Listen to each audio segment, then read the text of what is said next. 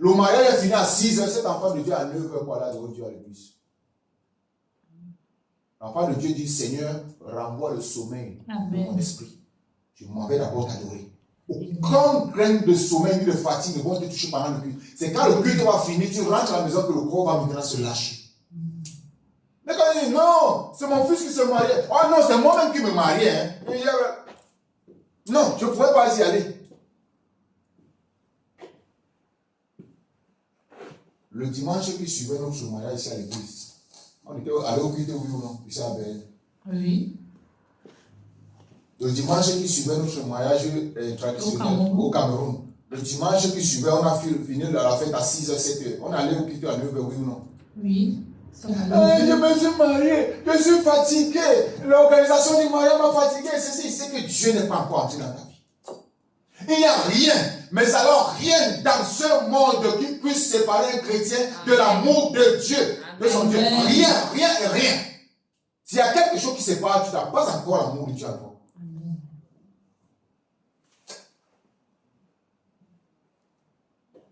J'ai dit au Cameroun, on était rentré à la maison à 8h.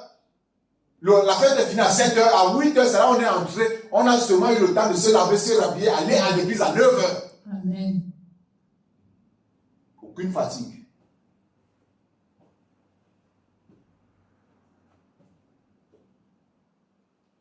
C'est l'engagement d'une bonne conscience envers Dieu. La conscience spirituelle. Que te dit la conscience spirituelle? La conscience spirituelle te dit, va adorer Dieu. La conscience humaine te dit, tu es fatigué, reste à la maison. Faites attention. La nouvelle naissance, les combats de la nouvelle naissance. Les combats de la nouvelle naissance, le premier adversaire, quand on est né de nouveau, c'est notre chair. Quand on est né de nouveau, le premier à nous combattre, c'est notre chair. Je répète bien, le premier adversaire, l'adversaire le plus redoutable de l'homme, dans sa foi chrétienne, l'homme avec grand H, dans sa foi chrétienne, c'est sa chair, le moi intérieur, l'ego, ton ego. Ah, ça peut attendre. J'avais déjà un programme. Ça peut attendre.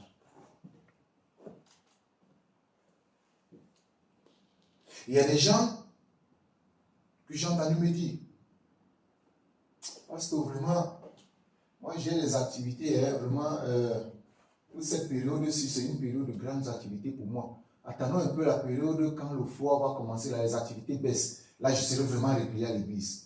Dieu n'a même pas encore touché ces personnes-là. Tu privilégies les choses éphémères à la place de Dieu, c'est lui qui donne tout. L'or et l'argent appartiennent à Dieu. C'est Dieu qui donne tout ce que nous avons. Amen. Et il peut décider de reprendre tout ce que tu as. Vérité. Dieu peut te donner un mari, il le reprend. Il peut te donner les enfants, il les reprend. Tu restes mère sans enfants, père sans enfants. Tous tes enfants, il les enterre. Parce que ta foi, ta vie, tout pour toi, c'était tes enfants. Dieu était en arrière-plan, il reprend tous ses enfants. Il reprend ton mari, il reprend ta femme. Tu restes veuve ou veuf. Il n'y a rien sur cette terre que nous devons aimer plus que Dieu. Si tu aimes ton emploi plus que Dieu, il va te reprendre cet emploi, tu vas rentrer dans le chômage. Tu aimes ton école plus que Dieu, tu vas obtenir tes diplômes, tu vas rester à la maison, tu vas demander des emplois partout, on te prend pas.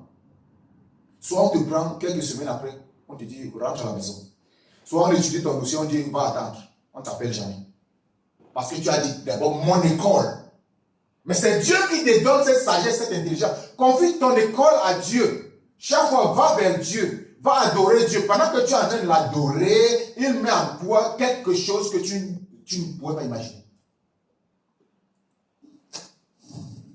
2 passages encore.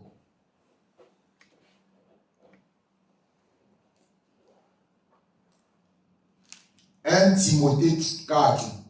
1 Timothée 4, de 3 à 7. Écrivez d'abord. Et 1 Jean 2.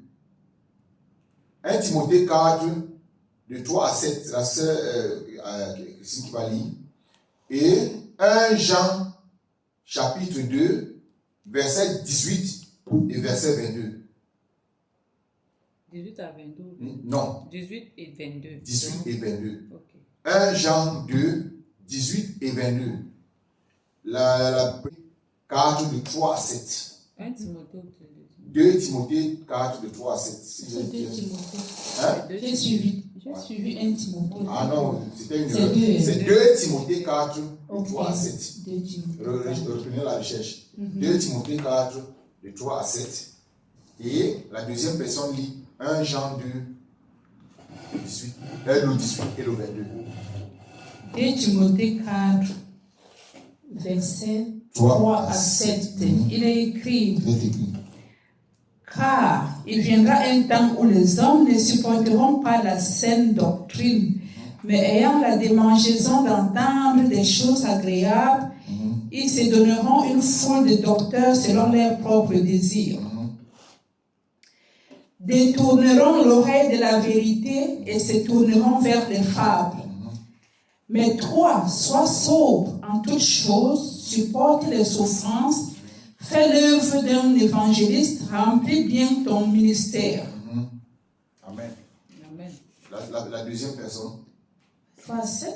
De 3 à 7. Je n'ai pas encore fini. Voilà. Car pour moi, je sais déjà la libation.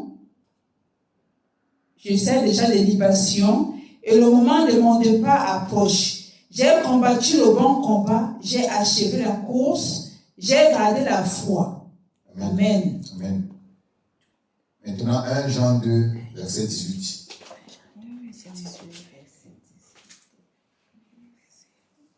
1 Jean 2. 18 et 22.